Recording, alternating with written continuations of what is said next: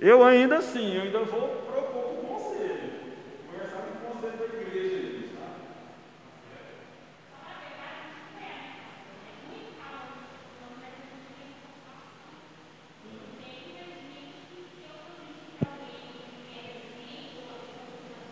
Som, testando. Oi, oi.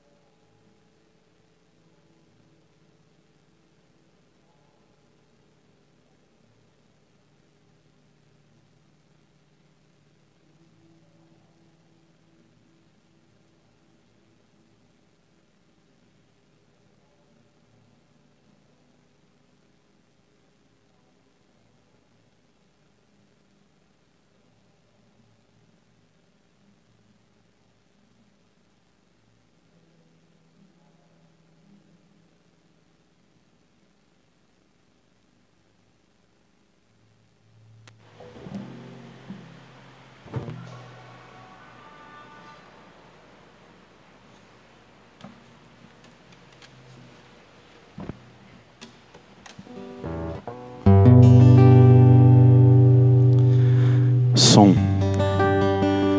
Amém. Vamos dar início louvando um cântico ao Senhor. Quero dar as boas-vindas para todos os nossos irmãos. Esse é o tempo de você ainda compartilhar aí nosso link para que você possa convidar alguém para participar do nosso culto. E você também lembrar seu irmão que nós estamos começando aí a cultuar o nosso Deus.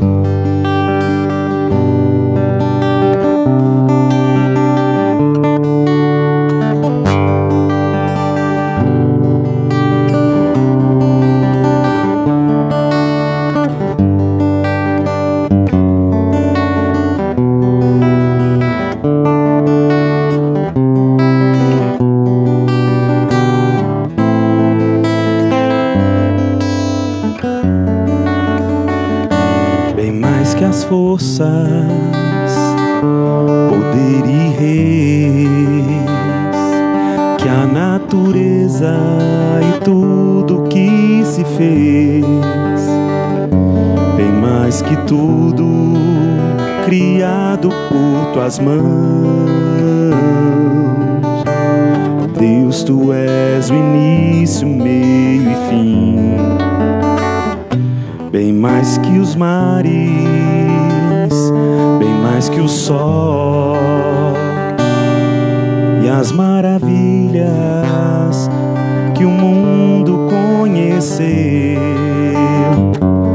e as riquezas, tesouros dessa terra. Incomparável és pra mim. Por amor, sua vida entregou, meu Senhor. Humilhado foi como a flor machucada no jardim, morreu por mim. Pensou em mim e me amou, bem mais que as forças, poder e reis, que a natureza e tudo que se fez, bem mais que tudo, criado por tuas mãos.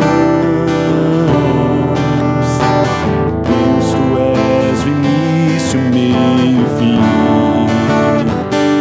bem mais que os mares, bem mais que o sol e as maravilhas que o mundo conheceu, as riquezas, tesouros dessa terra. Incomparável és pra mim. Por amor, sua vida entregou, meu Senhor. Humilhado foi como a flor machucada no jardim, morreu por mim. Pensou em mim e me amou. Por amor, sua vida entregou, meu Senhor. Humilhado foi como a flor machucada no jardim, morreu por mim. Pensou em mim e me amou, como a flor machucada no jardim, morreu por mim. Pensou em mim e me amou.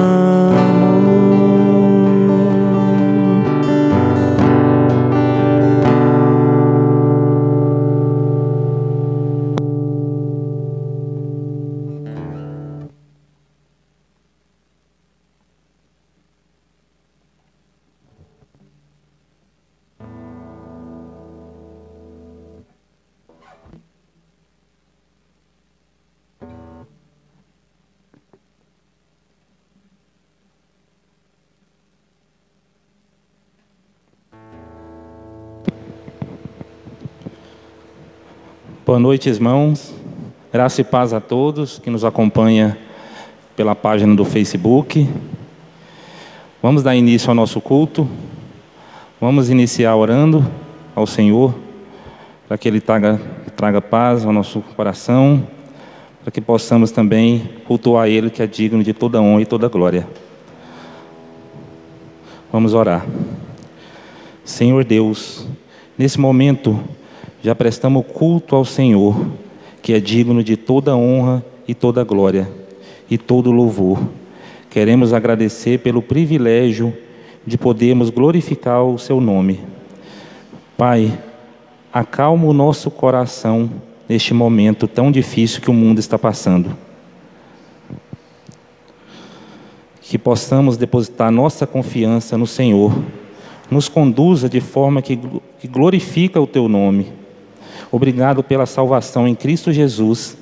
É assim que oramos e agradecemos no nome de Jesus. Amém. Vamos fazer a leitura do texto. Abram as Escrituras no Salmo 32.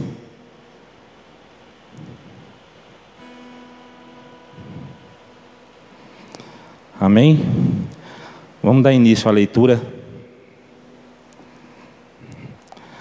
A bem-aventurança de quem recebe o perdão.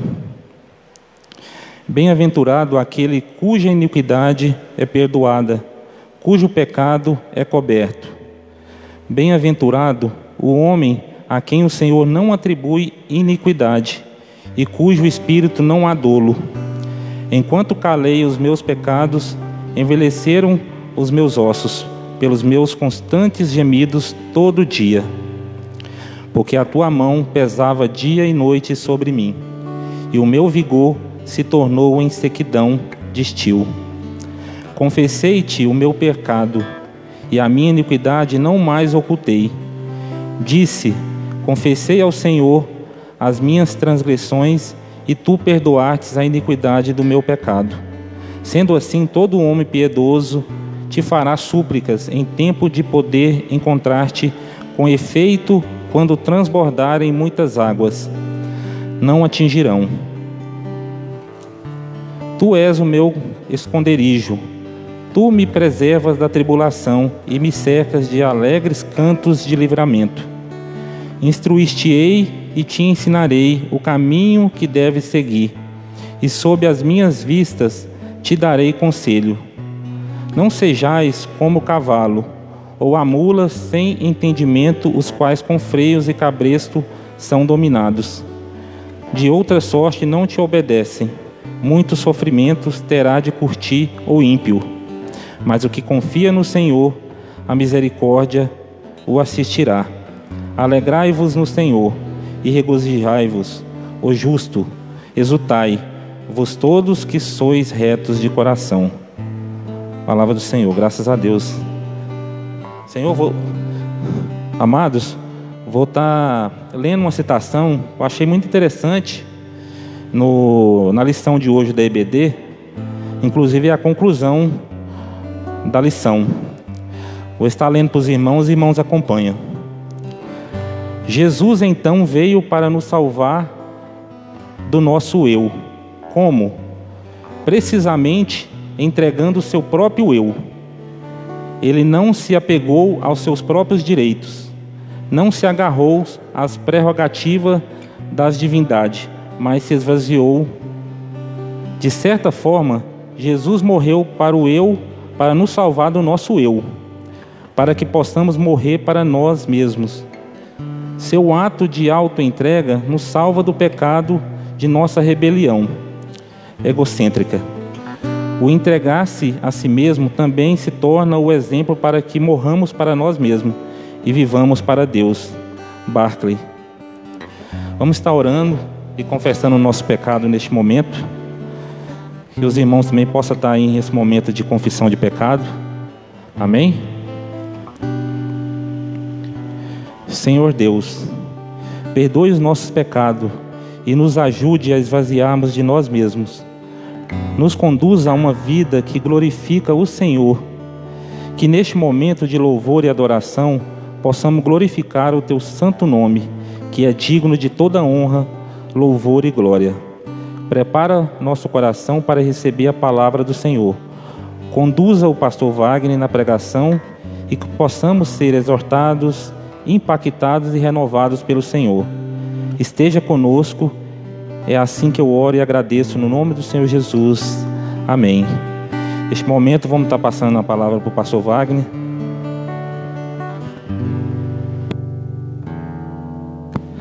Amém, irmãos. Amém. Vamos louvar o Senhor. Hino de número 114. O hino de número 114, chamado Brilho Celeste.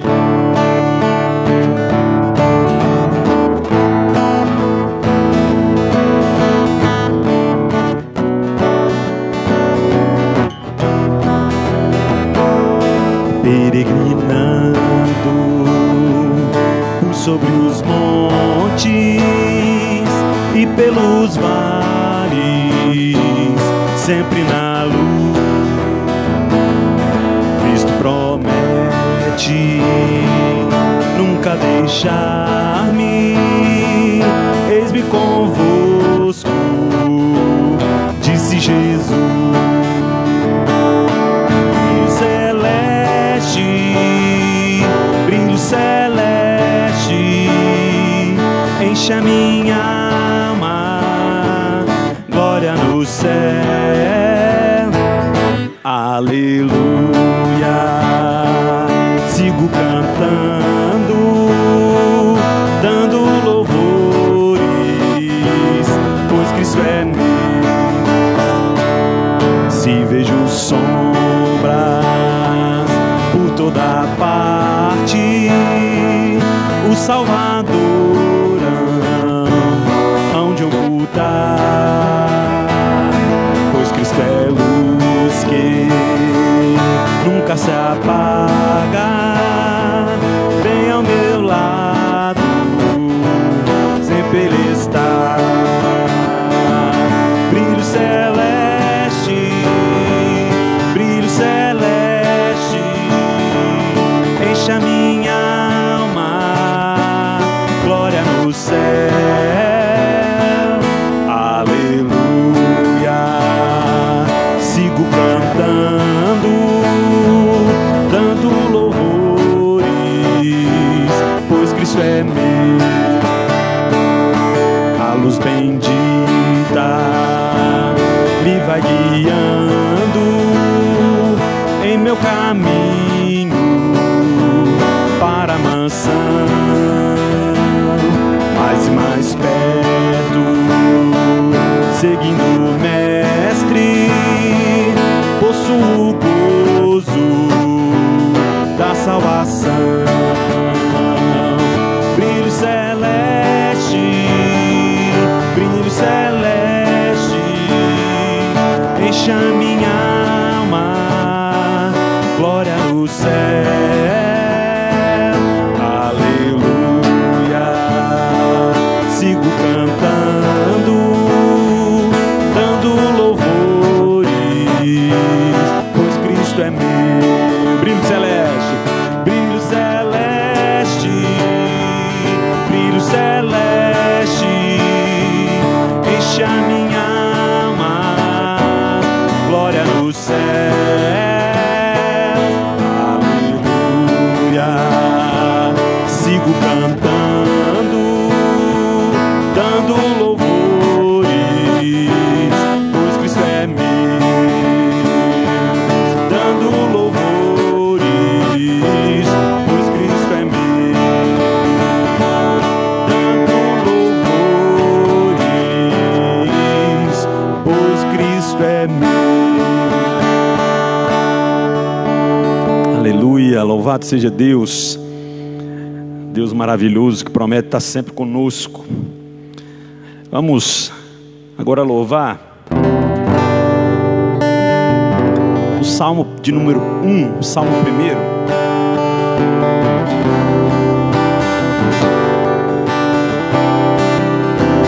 Bem-aventurado o homem que não anda segundo o conselho dos ímpios, não se detém no caminho dos pecadores, nem se assenta na roda dos escarnecedores. Antes tem o teu prazer na lei do Senhor, e na sua lei medita dia e noite. Pois será como árvore plantada junto a ribeiros de água, a qual dá o seu fruto na estação apropriada, e cujas folhas não caem, tudo quanto fizer prosperará, a qual dá o seu fruto na estação apropriada, cujas folhas não caem, quanto fizer prosperará. Bem-aventurado o homem que não anda segundo o conselho dos ímpios, não se detém no caminho dos pecadores, nem se assenta na roda dos escarnecedores. Antes tem o teu prazer na lei do Senhor, e na sua lei medita dia e noite. Pois será como árvore plantada junto a ribeiros de água, a qual dá o seu fruto na estação apropriada, e cujas folhas não caem, tudo quanto fizer prosperará, a qual dá o seu fruto na estação apropriada, e cujas folhas não caem, tudo quanto fizer prosperará, a qual dá o seu fruto na estação apropriada, e cujas folhas não caem, tudo quanto fizer prosperará. Bem-aventurado o homem que não anda.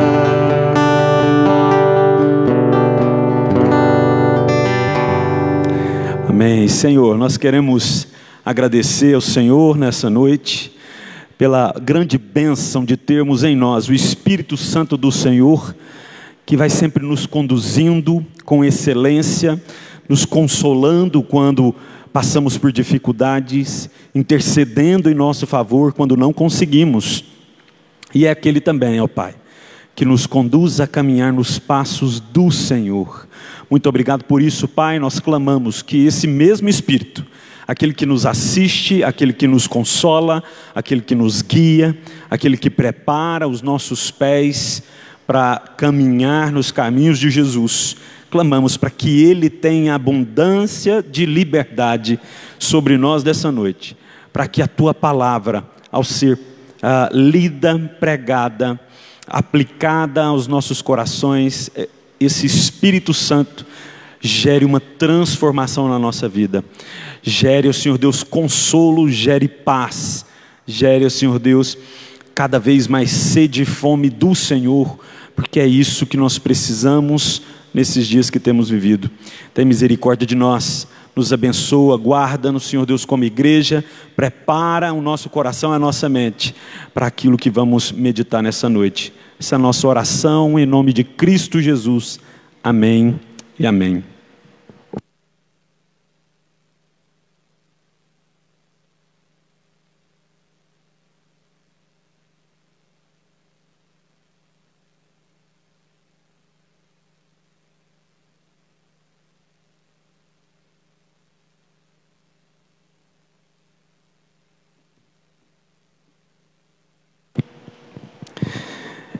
Irmãos, mais uma vez, graça e paz, boa noite, em nome do nosso Senhor Jesus Cristo.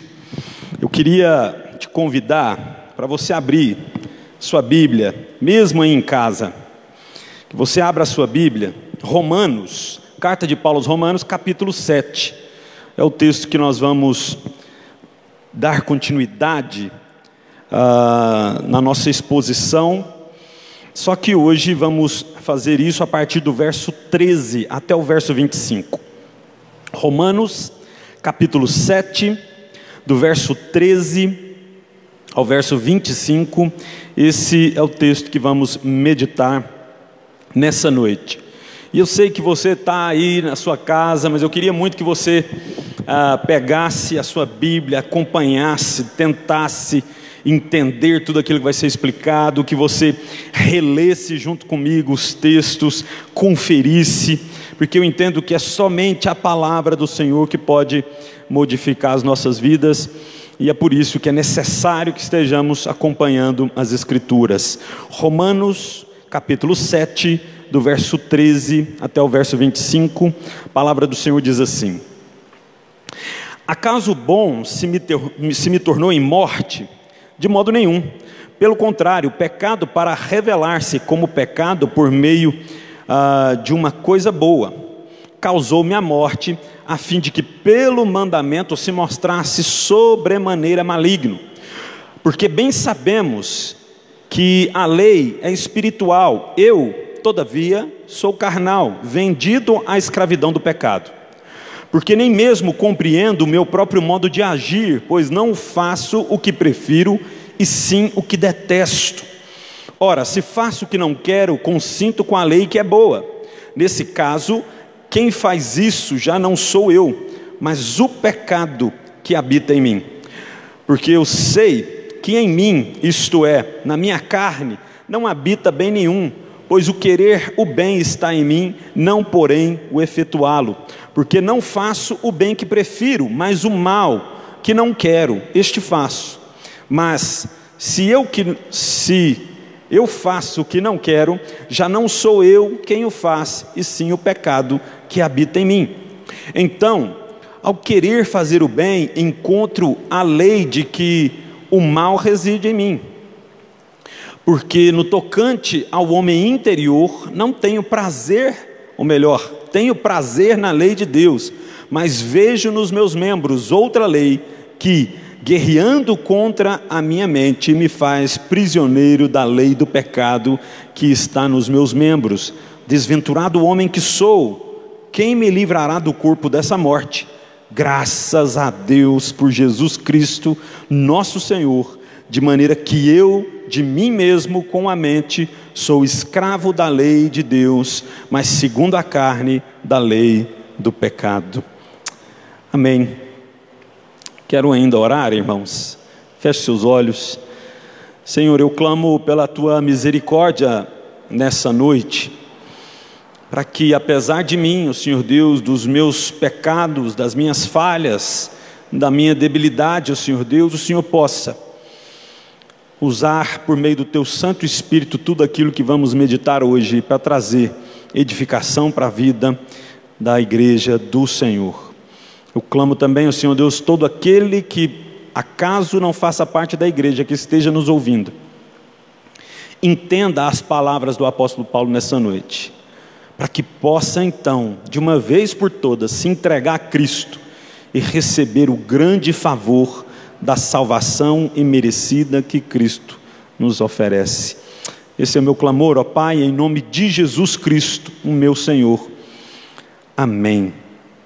Irmãos, como eu já disse no início, nós vamos mais uma vez retomar aqui nossa exposição na carta de Paulo aos Romanos. E sempre que faço isso, eu gosto de relembrar algumas coisas para os irmãos.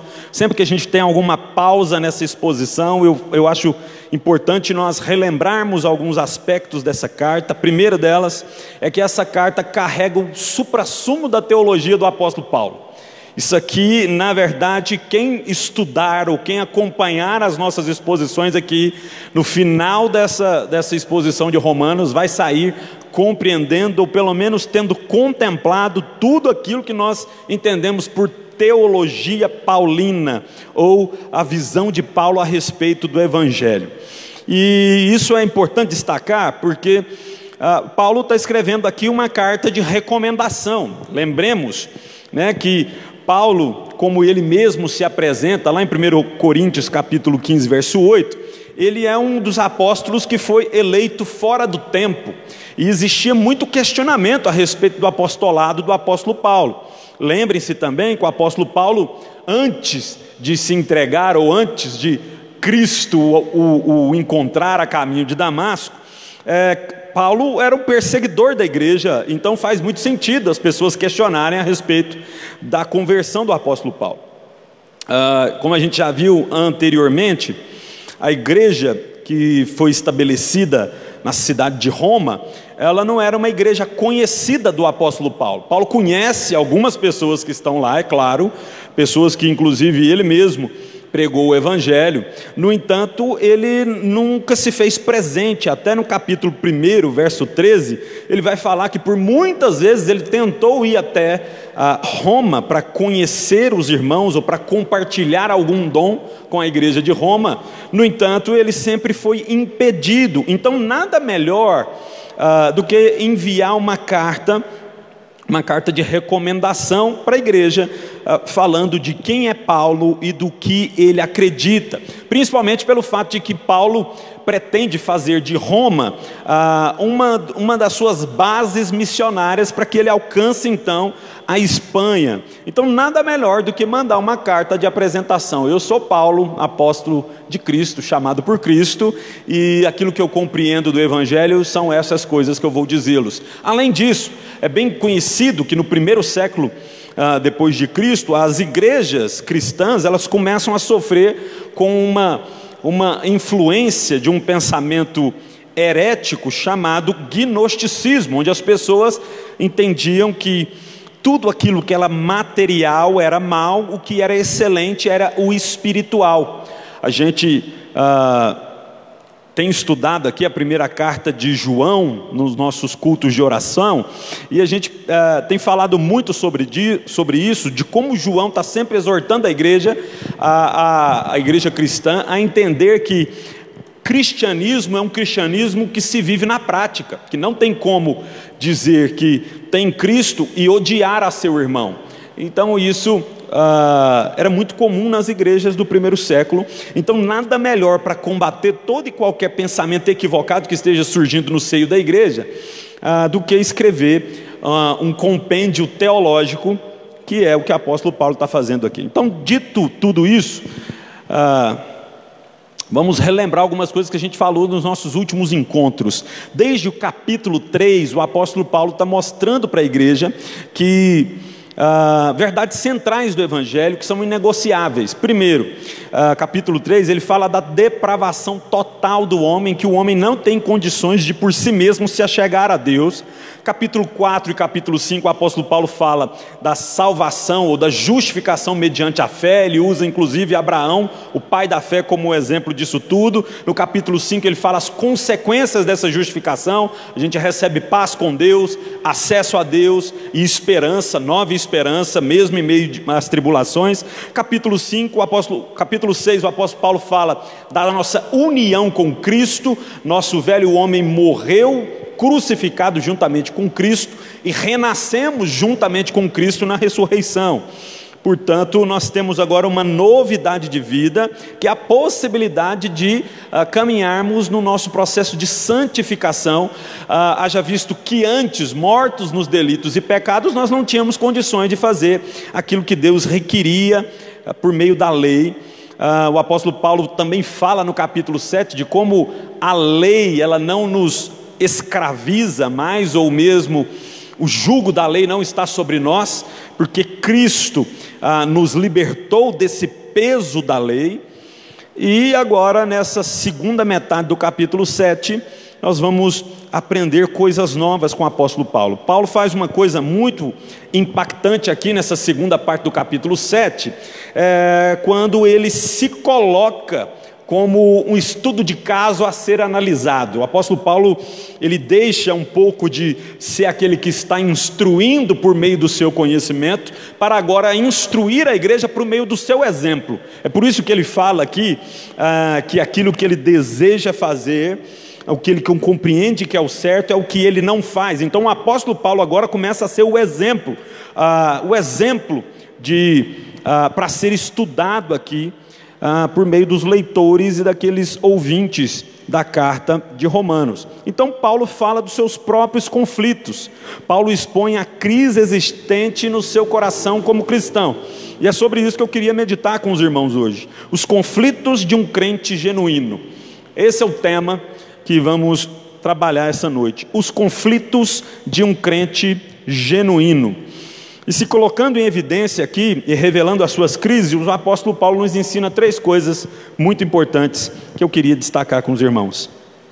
A primeira coisa que a gente aprende com o apóstolo Paulo é o conflito existente entre as naturezas da lei e da humanidade. versículo 13 e versículo 14. Se você ler novamente na sua Bíblia, aí você vai perceber isso. 13: acaso o bom se me tornou em morte? De modo nenhum, pelo contrário, o pecado, para revelar-se como pecado por meio de uma coisa boa, causou-me a morte, a fim de que pelo mandamento se mostrasse sobremaneira maligno. Porque bem sabemos que a lei é espiritual, e eu, ó, apóstolo Paulo entrando na história, todavia sou carnal, vendido à escravidão do pecado. Então nunca podemos esquecer que esses textos, né, eles estão conectados uns aos outros. A gente dividiu o capítulo 7 aqui em duas partes, mas no entanto, eles não são desmembrados no pensamento do apóstolo Paulo. Ele começa escrevendo essa carta lá no capítulo 1 e ele termina na última linha, no último versículo. Não há fracionamento do pensamento do apóstolo Paulo aqui. Então o verso 12, né, ele diz: por conseguinte a lei é santa e o mandamento santo e justo e bom. Então a gente precisa entender aqui que hora nenhuma o apóstolo Paulo está desmerecendo a lei. Pelo contrário, ele está dizendo que a lei é santa, que ela é perfeita, mas ela se tornou enferma exatamente por conta do pecado que adentrou o coração humano, corrompendo todo o homem, de maneira que o homem não pode mais responder positivamente à lei de Deus. A lei é boa, mas se tornou fraca no que diz respeito à justificação e à salvação do homem diante de Deus, pois o pecado corrompeu o homem em toda a sua essência. E o conflito das naturezas está evidente aqui de duas formas. A lei não salva, mas aponta o pecado. Perceba o verso 13. Acaso o bom se me tornou em morte? Ele está falando da lei. Acaso a lei se tornou morte para mim? E ele está dizendo: de modo nenhum, pelo contrário. O pecado, para revelar-se como pecado por meio de uma coisa boa, causou-me a morte, a fim de que pelo mandamento se mostrasse sobremaneira maligno. Aqui tem uma frase de algum teólogo que eu não me recordo, que diz que a lei de Deus é o espelho que revela quem de fato nós somos: pecadores. Quando nós olhamos para a lei, quando nós lemos e entendemos tudo aquilo que a lei requer de nós, ela verdadeiramente nos mostra sem máscaras, mostrando para nós que de fato somos aqueles que carecem da misericórdia de Deus, que somos pecadores. Não tem capacidade de salvação, potencial de salvação, nem no homem e nem na lei, porque a lei revela o mal que os homens tentam esconder, ou o mal que está dentro do seu coração. Então, diante de uma lei que não se consegue cumprir, se torna evidente o delito e o praticante desse delito. Essa é a grande verdade da lei. A lei revela que de fato somos fora da lei. Ela revela que de fato não podemos nos justificar diante de Deus, pois sempre teremos algo que nos acuse. Está aí o aspecto ou a natureza divina da lei, porque ela procede de Deus e ela revela tudo aquilo que não procede de Deus, que está nos homens. Aqueles que vivem sem lei não conseguem se esconder do peso da lei. Eles podem no máximo fazer adormecer sua consciência de que não estão no erro. No entanto, a lei continua lá, e no grande dia do juízo vindouro, ela será trazida à tona. Mas em Cristo Jesus, essa lei acusatória perde o seu peso, mas quando pecamos, a lei continua nos dizendo que há algo de errado e que precisa ser consertado. Então, de maneira graciosa, a lei nos conduz até Cristo, até a cruz de Cristo. Está aí o aspecto divino da lei. Para aqueles que contemplam ela e enxergam a si mesmo como num espelho, homens pecadores que carecem de alguém que seja melhor do que eles, essa pessoa será conduzida a Cristo, e a lei então se torna um pedagogo ou alguém que conduz as pessoas, um guia das pessoas até Cristo para a salvação. R.C. Sproul, um teólogo, ele diz o seguinte: A lei quebra os mecanismos normais de defesa que usamos para negar nossa culpa. Todas as vezes que pecamos e sabemos que pecamos, tentamos racionalizar o pecado. Não dizemos, eu pequei, dizemos, cometi um erro, fiz uma má escolha, não reconhecemos que ofendemos a santidade de Deus. Então, nesse sentido, a lei, ela não se torna menos eficiente por conta da nossa sagacidade em apresentar desculpas diante de Deus. Pelo contrário, por mais que a gente tente esconder as nossas falhas, a lei continua latente no nosso coração dizendo, você está errado, você precisa de conserto, você precisa de ajuda, você precisa de misericórdia, você não consegue cumprir a lei sozinho. Uma segunda coisa que o apóstolo Paulo destaca aqui nesse ponto, a crise da natureza espiritual da lei e a natureza pecaminosa do homem, verso 14, porque bem sabemos que a lei é espiritual, eu todavia sou carnal. O apóstolo Paulo faz um contrapeso aqui, ou coloca em oposição a espiritualidade da lei, que é aquela que revela a verdade que está dentro do coração dos homens, que traz à tona os pecados, e em contraponto está lá a carnalidade do apóstolo Paulo, que inclusive ele diz que está vendido à escravidão do pecado. Então nesse ponto aqui a gente precisa entender que Paulo está falando da tensão que todo cristão vive. Porque mais atrás o apóstolo Paulo diz que o nosso velho homem foi crucificado com Cristo, e que portanto nós precisamos mais servir ao pecado como se ele fosse o nosso Senhor. Então será que o apóstolo Paulo está se contradizendo aqui? É claro que não. O apóstolo Paulo está dizendo, de fato lá na cruz e na ressurreição fomos libertos desse senhorio do pecado. Agora nós temos a possibilidade de dizer não para essa natureza pecaminosa. Mas não quer dizer que essa natureza pecaminosa já foi aniquilada, ela ainda está em nós. Inclusive o apóstolo Paulo se coloca como o exemplo disso. Ele diz, eu sei o que é bom, eu conheço a lei de Deus, eu sei que ela é excelente, e eu decido fazer por ela, mas eu vejo nos meus membros militando uma outra força, que me conduz a fazer exatamente o contrário daquilo que eu sei que é bom. Ele está falando desse conflito, essa crise da natureza espiritual da lei, da natureza pecaminosa dos homens. Então Paulo é alguém que foi encontrado por Cristo e vive uma vida de santidade e consagração a Deus, mas ele ainda enfrenta o que chamamos de já e ainda não. Já livre do poder do pecado, mas ainda não vive a plenitude disso. Paulo disse anteriormente, que o seu velho homem foi crucificado, Romanos 6,6.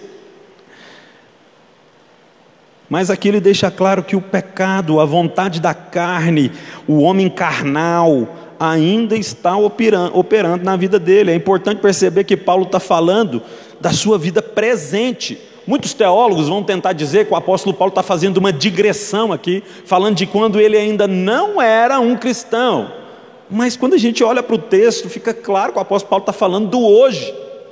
Inclusive o tempo verbal que ele usa em toda essa parte que nós lemos é o presente. Não tem nada a ver com o passado. Ele não está dizendo, quando eu era. Não, ele está falando do agora. Eu conheço a lei, eu sei a lei, eu sei que ela é boa, e eu desejo. Deus, por meio da morte do meu velho homem, da ressurreição para uma novidade de vida, Ele me libertou, abriu os meus olhos, os meus ouvidos, para mim conseguir dar ouvidos à lei. Mas ainda tem uma força dentro de mim, que mesmo sabendo que a lei é boa, eu ainda pratico coisas que não agradam a Deus. O apóstolo Paulo se coloca como exemplo aqui, e a não ser que tenha alguém que seja mais santo que o apóstolo Paulo, a gente precisa concordar que o nosso grande apóstolo, o plantador de igrejas, ele está falando da sua luta contra as tentações carnais que ainda militam no seu coração. A lei é santa e boa, mas Paulo olha para si mesmo, percebendo que todo cristão é vivificado no Espírito, ele ainda tem sobre ele a natureza pecaminosa, que só há de ser extinta na glorificação, quando Cristo voltar. Por isso a crise da natureza divina da lei e a natureza pecaminosa do homem. A lei se torna o espelho onde contemplamos nosso eu pecador. Aplicando, meus irmãos, isso precisa nos ensinar uma coisa muito importante. Nunca alcançaremos a perfeição aqui nessa terra. Por isso dependemos constantemente do nosso Senhor Jesus Cristo, da sua obra, do seu perdão, do seu consolo. O cristão precisa tirar de si o peso da excelência da lei para trazer sobre si o jugo suave de Cristo. Por que eu estou dizendo isso, meus irmãos? A gente tem estudado aqui há quase 3 meses, ou há mais de 3 meses, né?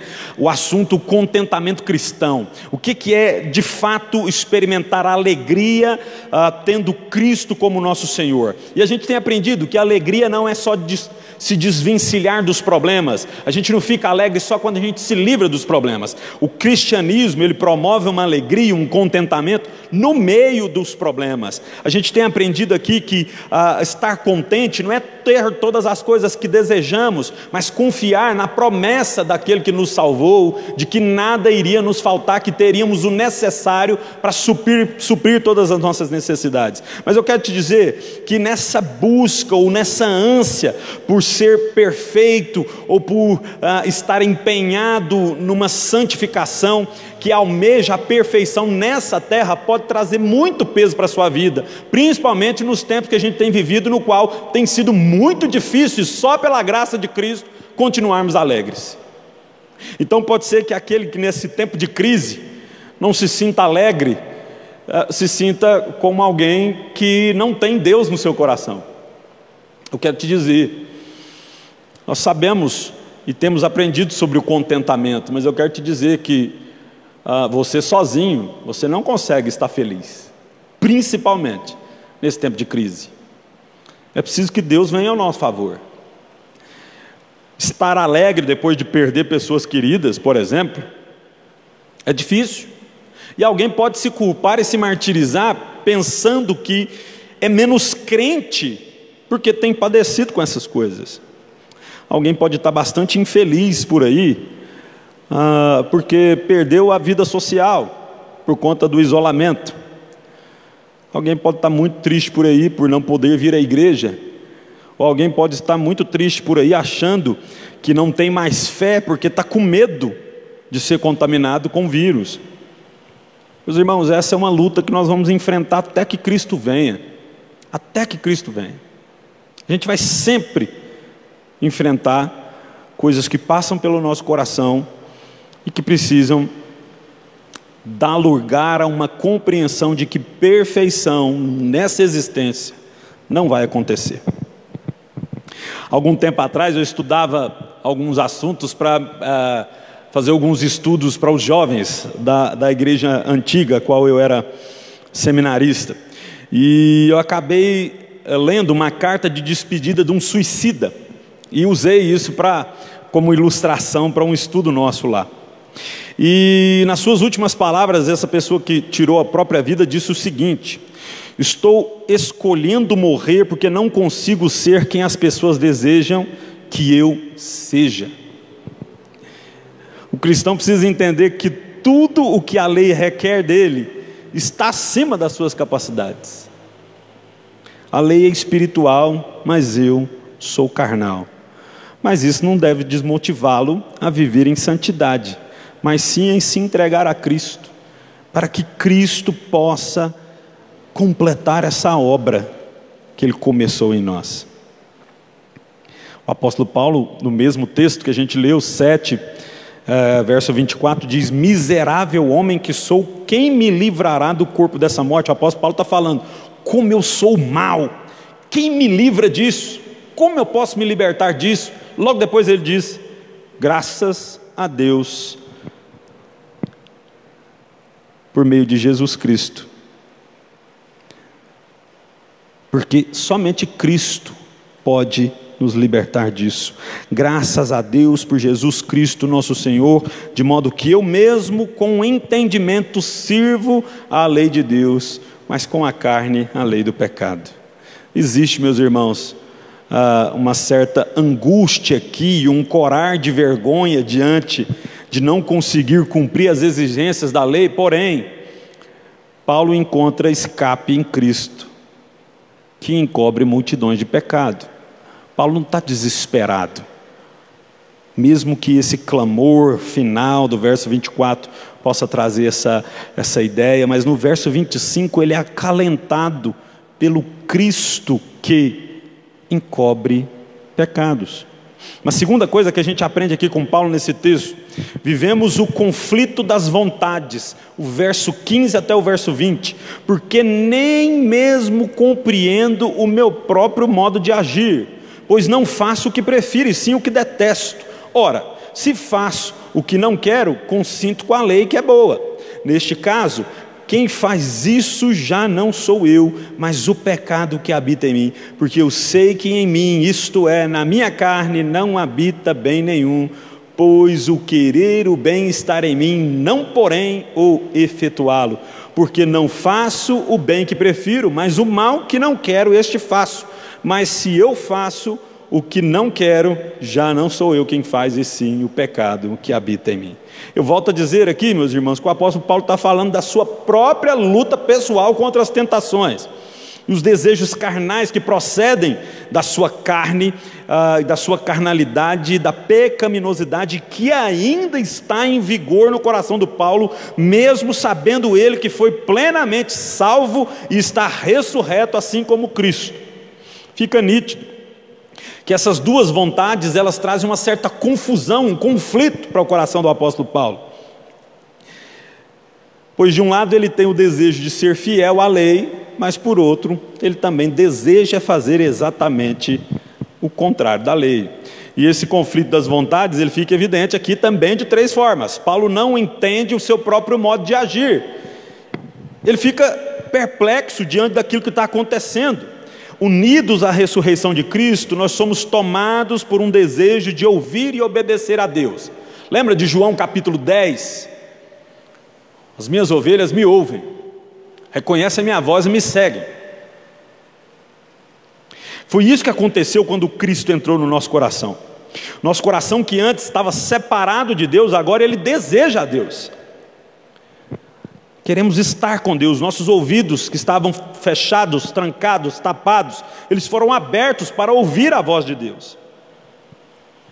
Ouvimos a sua voz e o seguimos. Essa é a novidade de vida que recebemos em Cristo. Porém, fica nítido que Paulo também fala que em cada um de nós existe uma outra vontade operando dentro de nós, nos nossos membros. A vontade da carne, que nos leva a fazer exatamente o que é errado. Nesse sentido é que a lei é perfeita e boa, pois ela nos ajuda a distinguir as vontades, ela revela o que é pecado e o que é a vontade de Deus, de modo que ninguém pode dizer, fiz aquilo que é mal ou contrário à lei em nome de Deus. Ninguém pode dizer isso, exatamente porque a lei deixa claro que aquilo que não procede de Deus e que foi feito por você é responsabilidade sua, não culpa de Deus.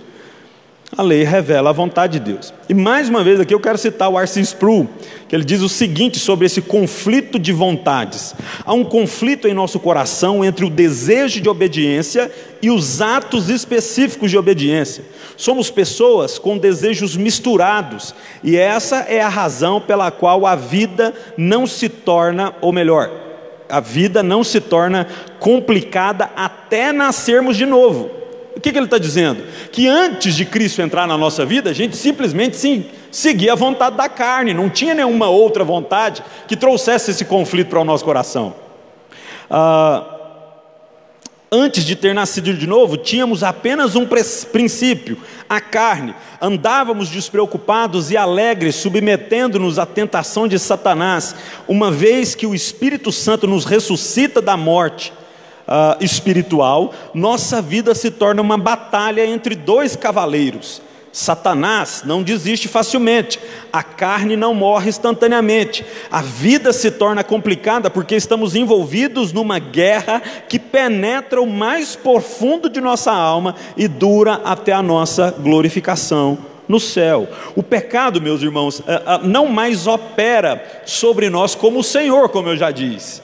Recebemos essa novidade de vida, mas ao mesmo tempo o pecado ainda vive latente em nós. E Satanás, ele continua a armar ciladas para que revalem os nossos pés. Nesse sentido, meus irmãos, é que a gente precisa ser bastante cauteloso, vigiar e orar sem cessar. A gente sabe o que é bom, a gente sabe que a lei é boa, a gente intelectualmente entende e deseja cumpri-la, mas Satanás, na sua ardilosidade, ele trama para que de fato nos pegue exatamente naquelas tentações que são latentes no nosso coração. É por isso que a Bíblia descreve Satanás como alguém que está ao redor, nos espreitando, prontos para nos devorar. Lembra de João, ou melhor, de Jesus, quando é levado ao monte da tentação? Estás com fome? Diga às pedras. Perceba que ele está usando exatamente das necessidades que Jesus tem. Satanás faz a mesma coisa com cada um dos cristãos. Ele conhece as nossas fraquezas, ele sabe quais são os nossos desejos. A gente sabe o que é bom, mas por vezes nos vemos fazendo exatamente o que não desejamos. Esse é o dilema que confunde o coração de todo cristão até a volta de Cristo. O conflito das vontades também fica evidente aqui nos sentimentos gerados com a realização das vontades. O verso 15, também na parte B, ele fala: pois não faço o que prefiro, e sim o que detesto. Esse final do verso 15, Paulo fala que prefere seguir a lei, ele tem desejo, mas ele acaba praticando aquilo que ele odeia. Paulo usa aqui uns termos que se contrapõem lá no grego, né? O telos, que é a ideia de desejar o que é bom, e o misio, que é o ódio, que é da onde vem a nossa palavra misógino, ok? Que é aquele preconceito para com o sexo feminino, não é isso? Ele está falando de um desejo que sabe que é bom e que quer praticar aquilo, mas ao mesmo tempo ele pratica algo que ele odeia. A pergunta que nos cabe fazer aqui é: por que Paulo faz o que odeia ao invés de fazer o que é bom? Isso vai responder muitas perguntas do porquê que nós pecamos. Além da pergunta, da resposta clássica, né? Pecamos porque somos pecadores. Claro que a gente sabe que pecamos por conta do pecado que ainda habita em nós, mas é preciso entender que o pecado também traz prazer. Assim como a lei do Senhor é boa, e meditar nela, e ter prazer nela, é aquilo que o cristão entende que é o certo, ele compreende isso, e ele deseja fazer isso, é preciso a gente também ser honesto e entender que aquilo que o pecado oferece, ele traz sim satisfação.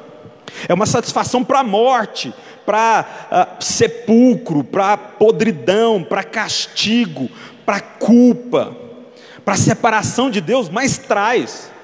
Nós não podemos ser inocentes a esse ponto. Esses dias assistindo também umas coisas, uns vídeos na internet para preparar a aula para adolescente, e eu vi um cara falando, um ex-morador da Cracolândia. Ele diz: se você chegar para o adolescente e falar, não use droga porque droga é ruim, se ele te desobedecer, experimentar a primeira vez e ele entender, e ele ver o tanto que droga é bom, ele não vai acreditar em você mais. Acabou. Tudo aquilo que você falar perdeu o sentido. Não vai fazer mais trazer nenhum impacto para a vida dele. Porque no primeiro momento, aquela euforia, aquilo pode sim trazer prazer. Assim como os nossos pecados, aqueles que tenazmente nos assediam, e que por vezes eles nos derrubam, nos derrotam, nos fazem cair, nos fazem ficar envergonhados, nos destrói. Exatamente porque por trás dele tem um desejo de satisfação do homem, tem uma busca por satisfação. Aqueles que vivem deliberadamente pecando, assim o fazem, pois se deleitam nos prazeres de morte do pecado. O cristão, quando ele peca, ele perde de vista que existe um prazer maior do que o prazer oriundo do pecado, o prazer do deleite da lei do Senhor. E aí, por isso até que eu trouxe como cântico o Salmo número 1, porque ele é a melhor ilustração disso para nós. Bem-aventurado o homem que não anda segundo o conselho dos ímpios, nem se detém no caminho dos pecadores, nem se assenta na roda dos escarnecedores, antes tem o seu prazer na lei do Senhor, e na sua lei medita dia e noite, pois será como árvore plantada junto a correntes de água, a qual dá o seu fruto na estação apropriada, e cuja folha não cai, e tudo quanto fizer prosperará. Não são assim os ímpios, mas são semelhantes à moinha que o vento espalha. Pelo que os ímpios não subsistirão no juízo, nem os pecadores na congregação dos justos, porque o Senhor conhece o caminho dos justos, mas o caminho dos ímpios conduz à ruína. Bem-aventurado é aquele que tem prazer na lei do Senhor. O salmista deixa isso muito claro, e ainda diz que aquele que assim procede será vistoso como uma árvore que é plantada na beirada de um riacho. Mas assentar na roda dos escarnecedores também traz prazer. Essa é a grande verdade. Você já esteve numa roda de amigos descendo a lenha em alguém? Com certeza, em algum momento da sua vida você já fez isso. E foi bom. O pior de tudo. Descer a lenha em alguém alivia as nossas amarguras, ou melhor, traz à tona as nossas amarguras a respeito dessa pessoa na qual nós estamos falando. Mas como que você se sentiu depois disso? Como palha ou como árvore? Tem prazer. O pecado tem prazer. Você se sentiu edificado ou derrotado? Porque é sobre isso que o apóstolo Paulo está falando aqui. Ele fala, eu conheço o que é bom, eu sei o que é bom, eu desejo fazer o que é bom, mas de repente eu vejo militando no meu corpo uma força que me leva a fazer a coisa que não é o que eu quero fazer. No entanto, por que ele faz? Exatamente porque existe uma proposta de prazer por trás do pecado. A pergunta é, por que você cristão, sabendo que não deveria se assentar ali, por que se assentou? Por que você escolheu desfrutar do prazer da carne? Prazer este que você sabe que é destrutivo, mas que naquele momento te pareceu muito atraente. Naquele momento a primogenitura perde o seu valor e o prato de lentilhas assume o controle. O que é bom é abandonado para dar lugar ao que odiamos. Isso é o conflito das vontades que nós vivemos como seguidores de Cristo. Onde está a virtude disso? Onde está a virtude nesse exemplo do apóstolo Paulo? Está em reconhecer que a lei é boa e reconhecer que ele é fraco, que ele precisa de ajuda, que sozinho ele vai se render ao pecado.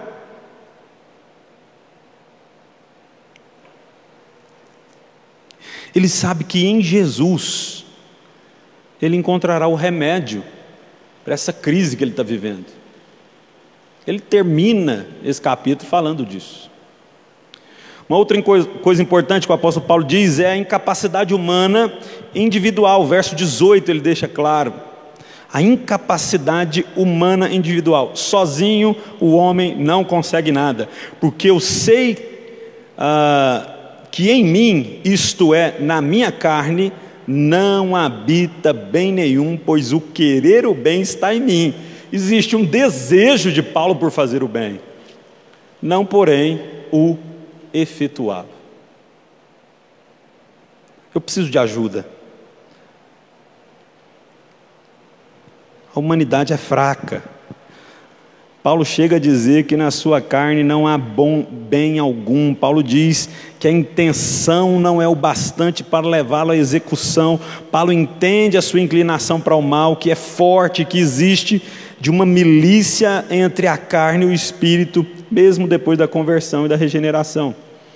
O Hernandes Dias Lopes, ele fala: duas forças antagônicas nos arrastam para direções opostas. Na justificação fomos libertados da culpa do pecado, na santificação estamos sendo libertados do poder do pecado, mas só na glorificação seremos salvos da presença do pecado.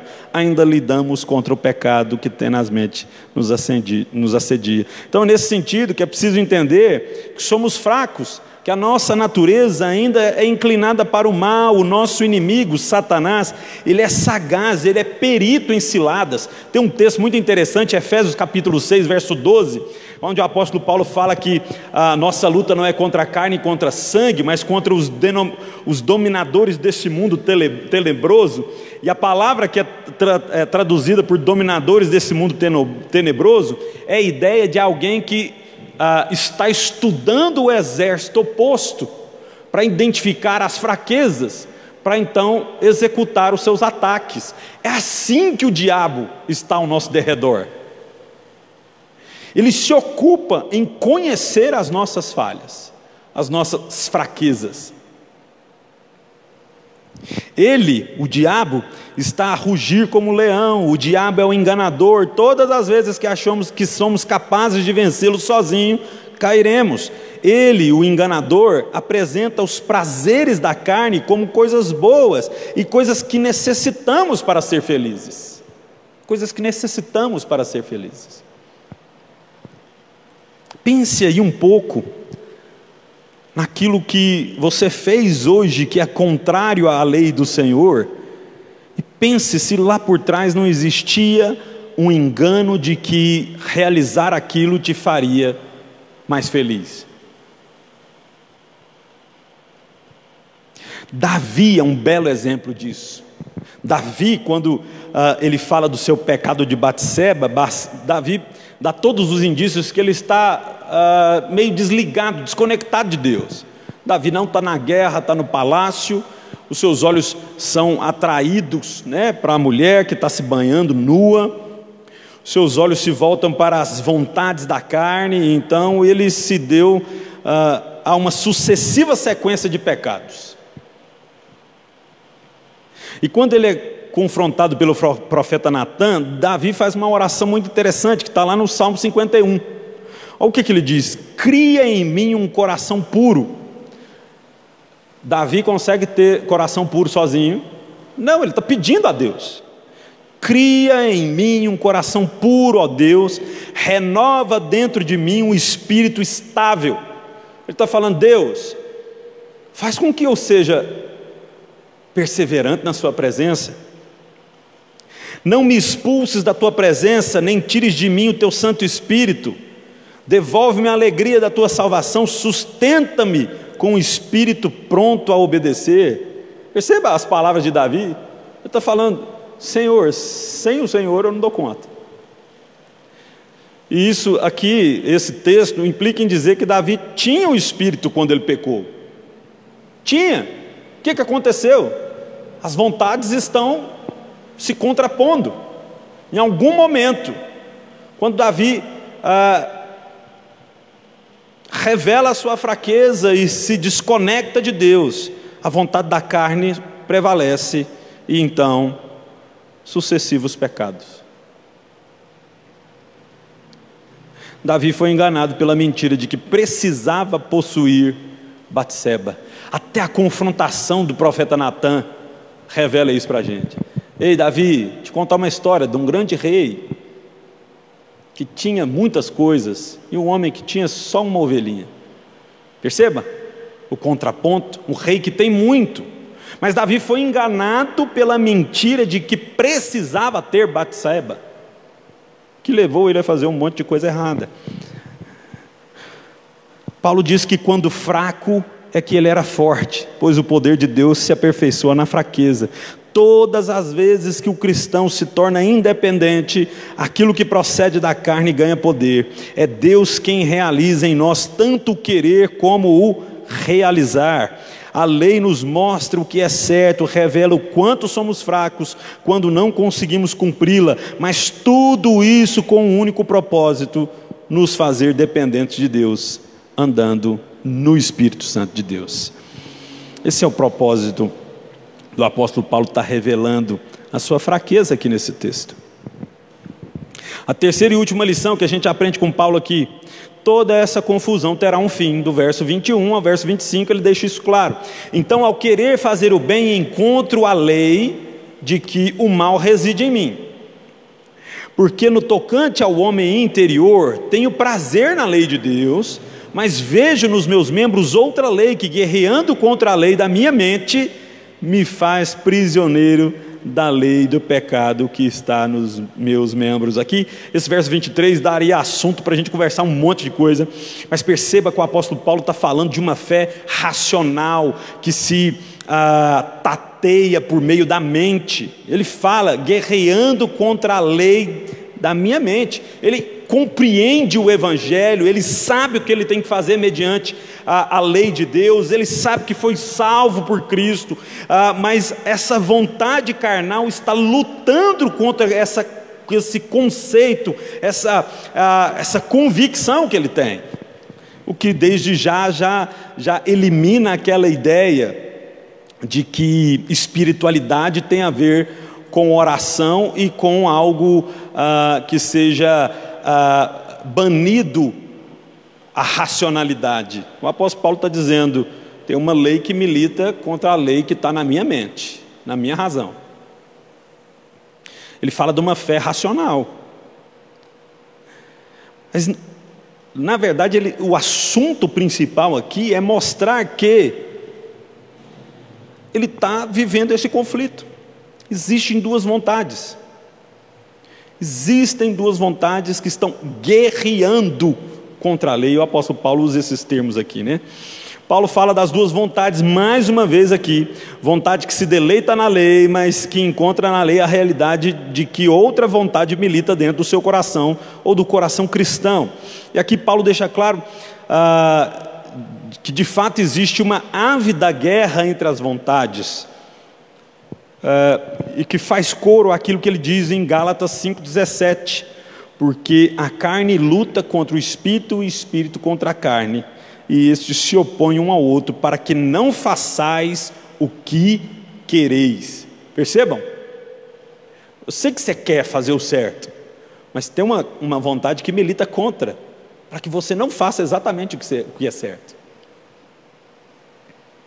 Essa luta é severa. Paulo também mostra isso de várias formas. Existe uma guerra instaurada.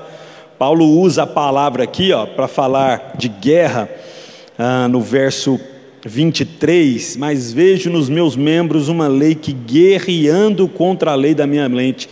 A palavra de onde vem a nossa palavra estratégia, é uma estratégia contra. A carne tem uma estratégia contra a lei que está na nossa mente e no coração. Existe uma luta.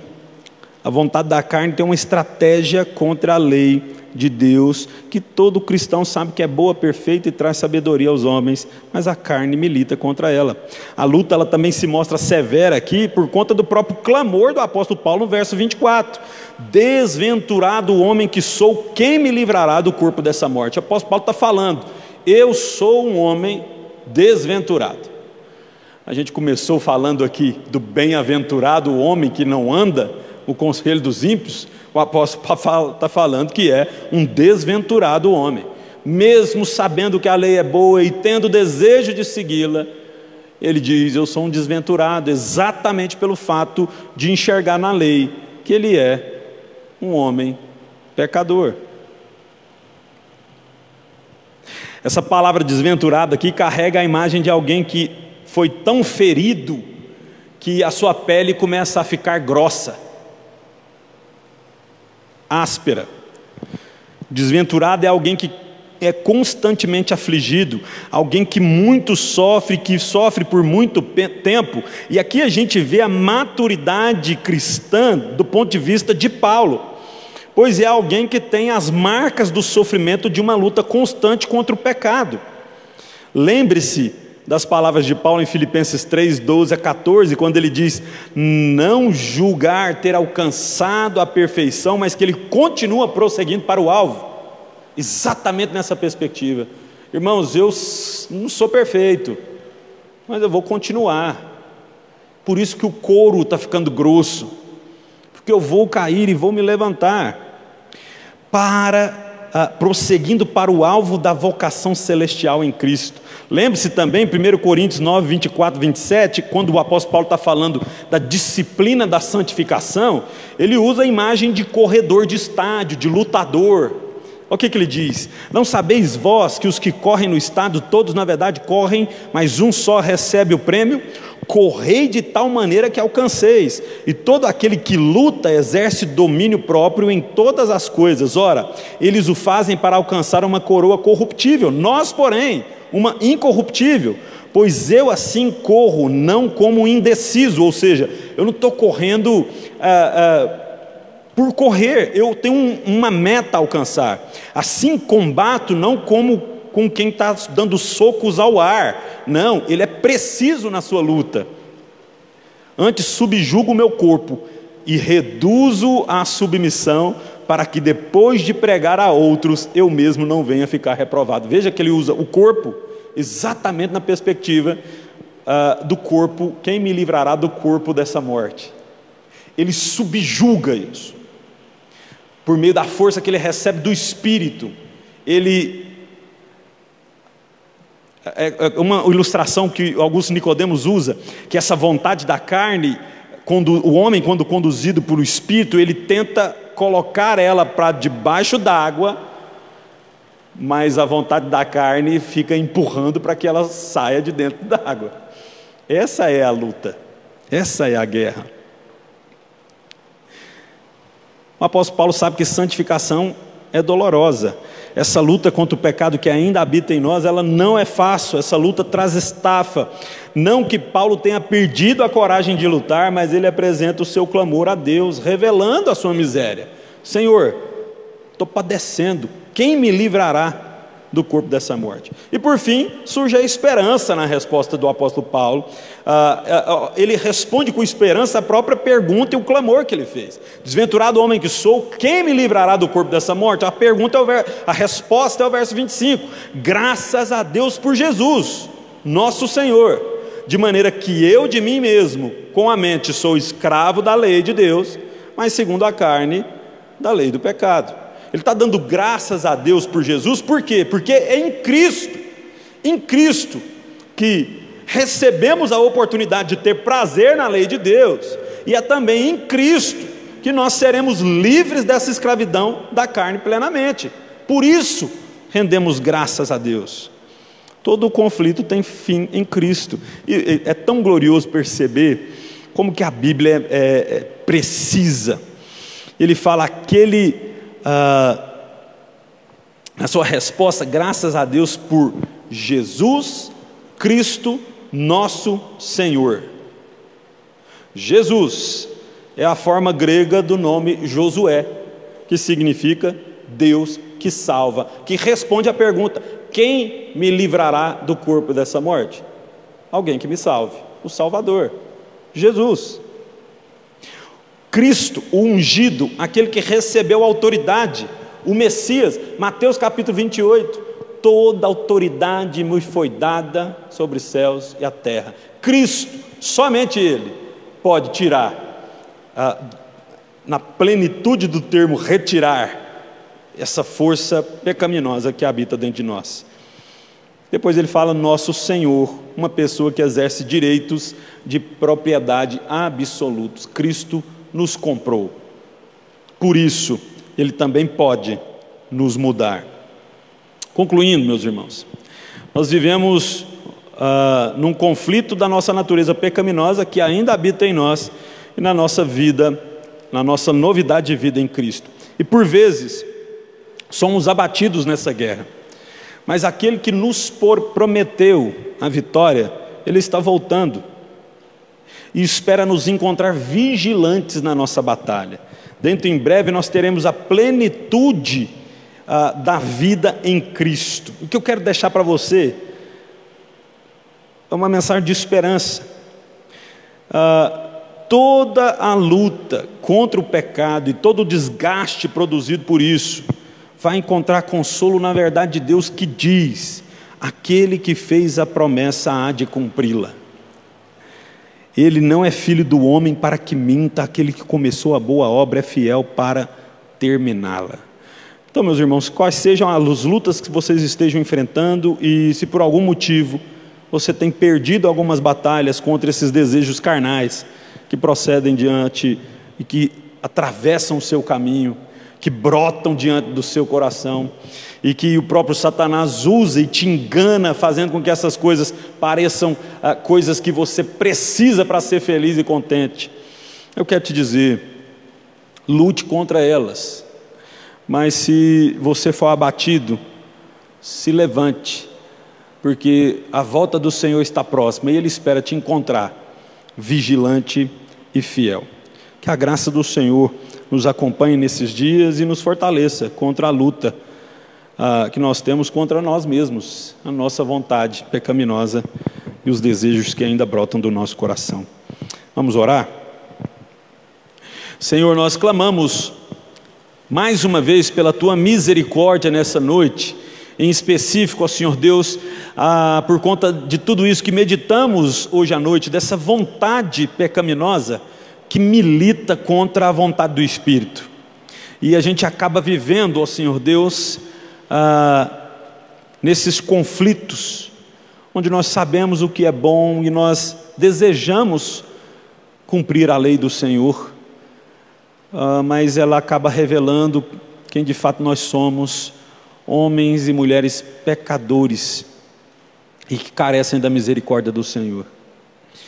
Ó Pai, para aquele que tem lutado contra tentações, que o Senhor dê força, que através do Espírito Santo do Senhor, o Senhor o capacite, para que ele consiga romper e abandonar com hábitos pecaminosos, que durante toda a vida ele semeou e alimentou.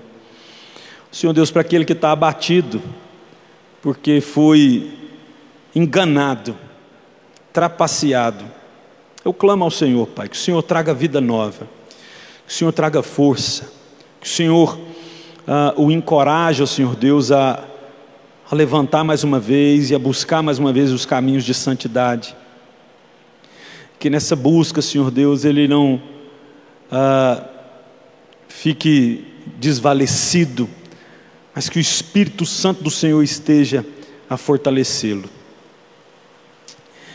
Traz também ao nosso coração a compreensão de que não é porque essa vontade pecaminosa ainda habita em nós, que nós não devemos lutar contra ela. A palavra do Senhor diz: sede santos, porque eu sou santo. E esse texto às vezes é tão mal compreendido. O padrão, a referência da santidade é o Senhor, não somos nós. Se o padrão de santidade fôssemos nós, estaríamos perdidos, porque acabamos de aprender hoje que o mal habita em nós ainda. Mas porque o Senhor é santo, precisamos caminhar na direção do Senhor. Tem misericórdia de nós e nos assiste nas nossas fraquezas. Clamamos, ó Pai, pela Tua misericórdia mais uma vez, em especial nesse momento, ó Senhor Deus, para todas as famílias enlutadas, ó Senhor Deus, por conta da pandemia que temos enfrentado. Eu clamo ao Senhor, Pai, traga consolo, conforto, e que o Espírito Santo do Senhor os conduza, para que dia após dia eles sejam consolados por Deus e compreendam que tudo tem um propósito debaixo das mãos de Deus. Louvado seja o Senhor, Pai, nos dê uma semana abençoada e nos fortalece, o Senhor Deus, na nossa fé, enche o nosso coração de alegria para compreendermos o quanto temos sido agraciados pela presença do Senhor. Essa é a nossa oração em nome de Jesus. Amém. Amém. Antes de terminar, queria te convidar para a gente louvar mais um pouco a Deus. O Salmo 1.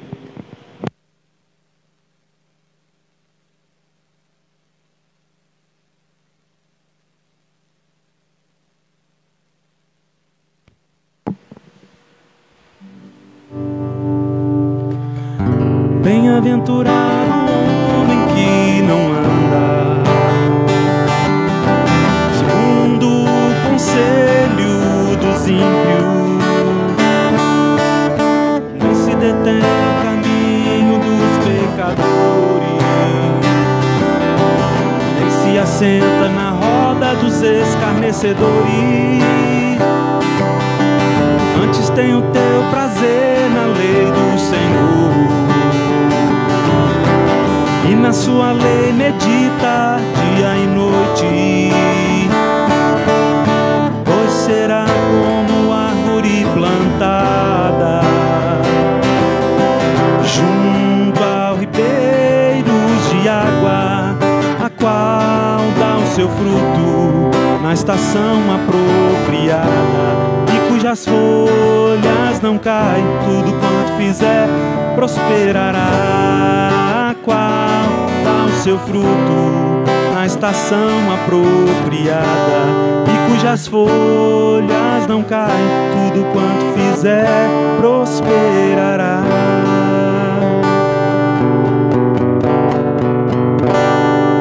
Deus abençoe, irmãos.